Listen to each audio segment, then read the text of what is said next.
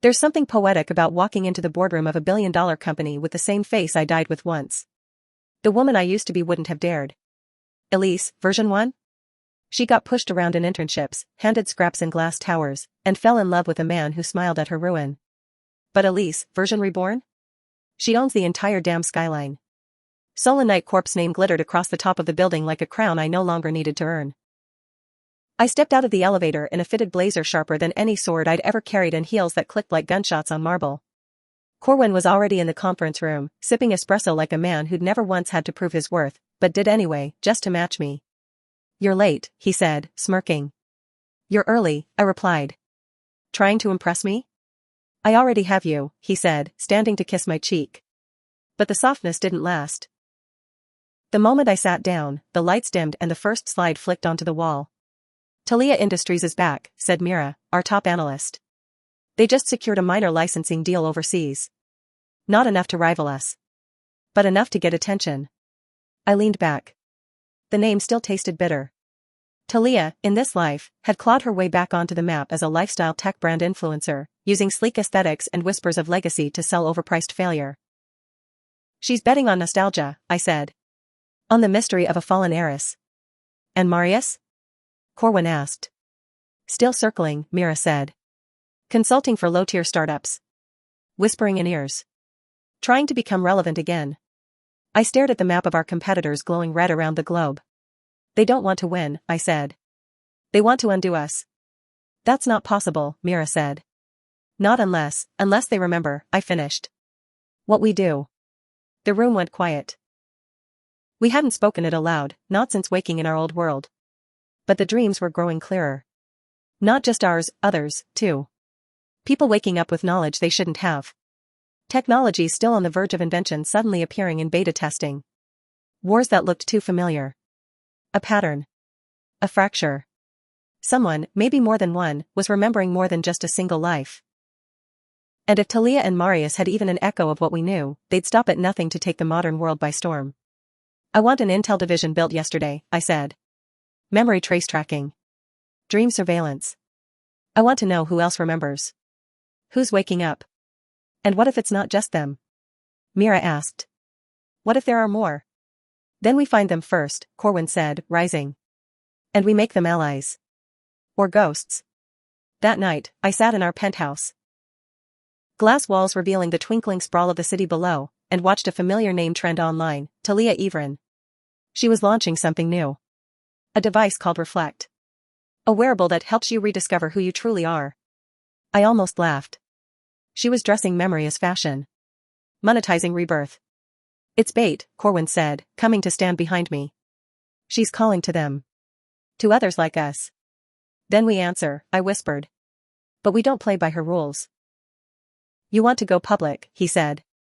I turned in my chair and met his eyes. "No more shadows. No more pretending we're just tech moguls. It's time we take over the future, out loud." He smiled, slow and dangerous. "Then let's build something bigger than a company. Let's build a world," I said. And just like that, the war began. Not with swords. Not with assassins. But with headlines, patents, alliances. Power, this time, looked like data and influence and elegant domination. And I was ready. Because in every life, no matter the timeline, Elise Solon doesn't just survive. She reigns. The next morning, we launched Project Origin. On the surface, it was a new AI protocol, one that integrated memory mapping with neuroresponsive feedback to optimize productivity. But underneath? It was a beacon. A coded pulse embedded in every device, every app, every user interface we controlled, whispering to the ones who remembered. A soft frequency that said, "You are not alone." Within a week, we had responses. Subtle at first. A burst of binary in a dead server. An anonymous patch written in a language no engineer recognized, but I did, because it was the same one etched into the scroll that burned in my hands the moment I was pulled from the past. Someone was answering. And I had a sick feeling I knew who. "He's testing us," Corwin said as we stood in the prototype lab, watching the server's pulse with unreadable data. "He's seeing how far we'll go." "Then let's show him," I said. We hosted a summit, a sleek, invite-only gala draped in black and silver, hidden behind the guise of innovation. The world's biggest minds came. And so did our enemies. Talia walked in wearing a mirror-finished gown and a smile as poisonous as ever. Marius came in quietly, pretending to be someone's plus one, his face changed by age but his eyes unchanged by time. We should have killed them in the last world, I muttered to Corwin as we descended the stairs. We did, he said. Now we bury them properly. But something about Talia unsettled me. Her confidence wasn't the same sharp arrogance from before. This was steadier. Calculated. Controlled. She didn't come here to gloat, she came because she thought she belonged. We made our move at midnight. Corwin and I took the stage under the crystal chandelier, our brand new interface glowing behind us. Project Origin, I said, voice calm and clipped, is more than a tool. It's a door. For those who remember what came before. For those who've carried knowledge across time. We see you. The room froze. No one clapped. No one breathed. Then, a ripple. Somewhere in the crowd, a hand twitched. A glass dropped. A woman gasped. One by one, they realized this wasn't a metaphor. This was a confession. And an invitation. If you remember anything at all, Corwin said, you're already part of the next world. It was a declaration of war. And Talia knew it. She stormed out 5 minutes later, her heels cutting across the floor like gunshots. But Marius stayed. After the gala, he approached me alone in the rooftop garden. You always did like the dramatic reveal, he said. And you always did like watching from the shadows, I replied. Why not strike? Why not ally, he asked. We remember the same world. The same truths. What if we stop fighting and build something together? I laughed. You think I forgot what you did? You think I haven't changed? You haven't, I said. You're just better dressed. He didn't flinch. Just leaned in close. You can't win a war against the past. It's bigger than you. Bigger than Corwin. But I understand it. You understand nothing, I said, turning away. And when this is over, you'll be nothing again. Only this time, there won't be another world waiting to save you. As he disappeared down the stairs, I turned back to the skyline. The war had begun. Not of armies. But of memory. Of legacy. Of who we became when no one was watching. Corwin came up behind me and wrapped his arms around my waist. He won't stop, he said. Neither will I replied. We've come too far. We've built too much. This isn't about revenge anymore. Then what is it about? Victory, I whispered. Permanent, absolute victory. In every world. In every timeline. Because I wasn't just here to rewrite history. I was here to erase theirs. Forever. We turned the lights off in every hallway Marius used to walk. Deleted his name from every system, purged his signature from every deal, replaced every mention of his involvement in early tech circles with anonymized placeholders. It wasn't enough to outperform him. I wanted him to feel the slow bleed of irrelevance. Talia tried to fight back harder, launching Reflect 2.0 in a hailstorm of aesthetic brilliance and promises of mental clarity, selling it as the cure to modern chaos. But underneath the sleek ad campaigns was a code we cracked within a day. It siphoned user behavior, rewrote micro-impressions, even installed subliminal instructions. It was propaganda wearing perfume. And it was failing. Because every lie she crafted, I already knew. I'd lived through them in another life. And this time, I had Corwin. How do you want to hit back? He asked as we stood in our war room. Yes, we really had one. It looked like a startup office but with fewer beanbags and more psychological warfare. Quietly, I said. Publicly comes later. First we scare them behind the curtain. So we made a move they didn't see coming. We acquired 3 of their shell companies overnight, rebranded them under our wellness division, and turned their employees into Solonite loyalists with better pay, cleaner data ethics, and full medical. Within 72 hours, Talia's launch team resigned in a block. The hashtags praising Reflect dried up. She posted a shaky video about sabotage that trended more for the mascara streaks than the message. She's unraveling, Mira said, her voice sharp with satisfaction. What about Marius? I asked. Too quiet, she said. We're tracking him in Southeast Asia. Rumor is, he's gathering private backers for something bigger. Let him, I said. I want him to spend every favor, call in every debt. Because when we hit, there'll be no one left to save him. That night, Corwin and I met with the Future Tech Coalition, an elite group of CEOs and influencers shaping next-gen policy. Most were older, guarded. But when we mentioned memory, awareness, the shape of consciousness across timelines, some of them leaned in too closely. Some already knew.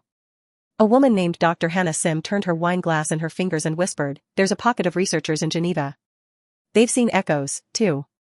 You're not alone." I exchanged a look with Corwin. We weren't just winning. We were awakening something. "We need a summit," I told him later. "Not like the last one. Bigger. Global. Every major name, every hidden player. If we're going to win the war for memory, we need the future's architects on our side." "What if some of them side with him?" Corwin asked.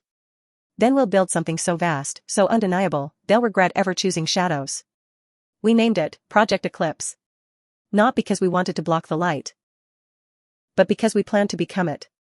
To cast our presence over the entire industry, the entire global stage, until no one remembered what came before us. We rolled out teasers within the week. Black and gold banners. Hints of tech that bent space and time. Phrases like "designed for minds that remember." The public went feral. But underground, those who knew began to whisper. They were coming. All of them. To see what we'd built. To see who we really were. And to decide which future they'd belong to. "This is it," Corwin said one night as we looked out over the city from the top of our tower. "The moment the world turns. Then let's give them something unforgettable," I said. And I meant it. Because while Talia clung to a mirror and Marius whispered in boardrooms, I had built an empire from ashes. And I wasn't done burning down everything they tried to rebuild. The days leading up to the Eclipse Summit moved like a storm wrapped in silk. Invitations were encrypted and delivered in layered code, only decipherable by those with the knowledge to understand them, which is how we filtered out the weak from the worthy. Our venue? A private island off the coast of Croatia, outfitted with tech that hadn't been made public yet. AI-driven climate domes, memory-integrated wearable IDs, and surveillance filters so advanced not even the most paranoid foreign government could break through. This wasn't just a summit. It was a line in the sand. "You think they'll all show?" Mira asked as we finalized the guest lists. "They'll crawl," I said. Because deep down, every one of them wants to know the truth about who they are, and what they've forgotten. And I was right. They came in private jets, yachts, cloaked cars. Billionaires with half-formed memories. Scientists with notebooks full of dreams that matched ours. Influencers who'd sketched the same symbols I'd once bled into a royal floor. But they weren't the only ones who showed. Marius came as a keynote speaker under a forged identity. Talia arrived wearing a white dress like she'd already won. "You could have barred them," Corwin said. "I invited them," I replied. "Let them witness the empire they failed to build." When I took the stage on the final night, the sky above the dome flickered with AI-projected constellations matching the symbols in the scroll that once burned in my hand. I wore black again. Always black. "You came here because you've seen the cracks," I said. "Because something inside you doesn't match the world you live in. You remember places you've never visited. Pain you've never earned. Love you never lost, but still grieve." The room held its breath. I smiled. "You're not broken. You're reborn." A ripple. A breath. 100 eyes wide. "We're not here to reclaim the past. We're here to build the next future. One that belongs to those who remember. To those who survived." "What about those who didn't?" Talia's voice cut through the silence like a knife. I turned to her. "You mean those who caused the ruin?" "You're not a saint," she said. "You're a tyrant with better PR." "No," I replied. "I'm the result of every version of myself you tried to destroy. And now I'm not hiding anymore." Marius stood too. "You think you can lead them all? What gives you that right?" "Because I already did," I said. "In one life. In another. And in this one, I'm doing it better." Then I stepped aside. And Corwin walked out with a single drive. A live demonstration of what we'd built, true cognitive layering. Technology that helped people not just remember fragments of the past, but synthesize them. Learn from them. Master them. "This is what comes next," he said. "Not gods. Not tyrants. Architects. Of time. Of choice. Of reality." They didn't clap. Not right away. Because it wasn't a pitch. It was a prophecy. Later that night, Talia and Marius tried to take control of the system from a back-end vulnerability. They didn't know we'd laced the core with a tracer program. Within seconds, we knew their exact location, device IDs, and even who funded them. We let it leak. Publicly. quietly. One tech blog broke the story. Then 20 more. By morning, Talia's investors pulled out. Marius's remaining clients vanished. One anonymous post titled Legacy of Thieves laid out everything. They couldn't even issue a denial, it was all on record. Elise Solon, reborn tyrant? No. Elise Solon, remembered queen. And this time I wasn't alone. How do you feel? Corwin asked as we walked the halls of our island, empire humming at our feet. Like history just surrendered, I said. And the future is ours to rewrite. Then let's make it unforgettable. We already did. After the summit, we didn't return quietly. We came back like thunder. Our re-entry into the corporate world wasn't subtle, it was seismic. Overnight, Solonite Corp unveiled 3 new global branches, each specializing in future-conscious infrastructure, neural tech, and memory ethics. We weren't just in the tech industry anymore. We were the industry. Investors called it visionary. Critics called it terrifying. Our competitors? They called it the end. Talia attempted a desperate pivot, announcing a rebrand, the new Reflect, framed as a wellness coalition. But when it launched, no one showed up. Sponsors had ghosted her. Distribution channels mysteriously rerouted to our affiliates. And when the media finally turned on her, they dug deep. Old footage from her college years surfaced, speeches laced with phrases eerily similar to the manifesto Marius once published in a restricted net space. The world began to connect the dots. I almost feel sorry for her, Mira said as we watched the backlash spread across the news feeds. Almost, I said. But she wasn't just a threat to us. She was a threat to everyone trying to rebuild the future the right way. As for Marius, we tracked his final move to a private island off the grid. He tried to establish a rival think tank, some sort of pseudo-academic refuge for temporal theorists. But the researchers he lured quickly realized he had no vision. Just vengeance. They left one by one. The last to go posted a simple message on the dark forums: you can't lead people forward when you're still obsessed with erasing someone else's footsteps. We didn't have to destroy them. They did that themselves. All we had to do was keep building. One night, Corwin and I stood at the window of our newest tower in Tokyo, overlooking a city lit with our logo on half the skyline. We did it, he said. We're not done, I replied. We never will be. What's next then? He asked. If there's no one left to fight? Then we build for those who haven't woken up yet, I said. For the ones still trapped in lives they don't know they've lived before. That's when I got the call.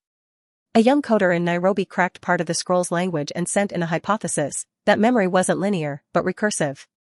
That the same soul might live parallel lives at once, each learning, each feeding back into the same core. It confirmed what I'd started to suspect. There weren't just 2 lives. There were dozens. Hundreds. Maybe thousands. Elise in a lab. Elise on a battlefield. Elise behind a camera. Elise in a quiet village holding hands with someone she didn't recognize, but somehow still loved. And they were all me. Each one feeding into this version. The version that remembered enough to break the loop. We could help them, I said. Every version. Every fragment. We could map the whole structure. And become what? Corwin asked. Gods? No, I said. Guides. Because power meant nothing if we didn't use it to break chains, for everyone. And just like that, the real work began. Not to dominate. But to awaken. Not to rule. But to restore. And as we walked through the glowing halls of our empire, hand in hand, I knew, this was the world I was reborn to build. Not alone. Never again. The final press conference was held in the Solonite headquarters, now dubbed the Beacon Tower. It was the tallest building in the city, but that wasn't why it mattered. It mattered because every wire in its frame and every panel in its skin pulsed with our code, our signal. The one that whispered across the world, across timelines, across versions of self, you are not broken. You are not alone. I stood before the crowd in a white suit, a deliberate contrast to the shadow I used to wear. When I first came into this world, I thought I was here to fix the mistakes of my past. To punish the ones who betrayed me. To take back what was stolen. A pause. And I did. Every bit of it. Laughter from the audience, low and odd. But along the way, I realized that wasn't the point. I wasn't just here to settle scores. I was here to build something better than revenge. I was here to build a future that couldn't be erased. Behind me, the screen bloomed with the names of every project we'd launched, every community we'd uplifted, every breakthrough we'd funded.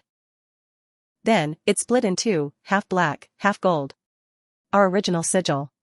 The mark we'd carried across lifetimes. Today, Corwin said as he joined me, we announced the launch of the Solanite Global Initiative. A network of conscious infrastructure, memory ethics, and dream data protection. A system to ensure no future is written in fear again. To protect the next generation of architects, I added. The ones who remember, or the ones who will. The crowd rose in applause. Somewhere in the back, I saw familiar faces. Rivals turned allies. Scientists turned visionaries.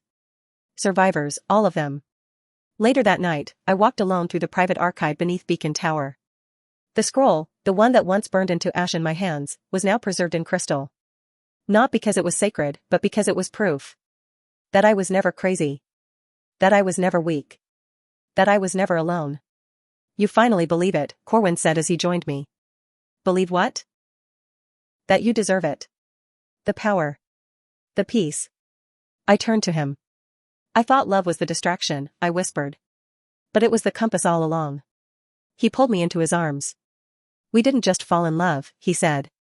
We remembered it. Outside, the city glowed with our name. Not in arrogance. In affirmation.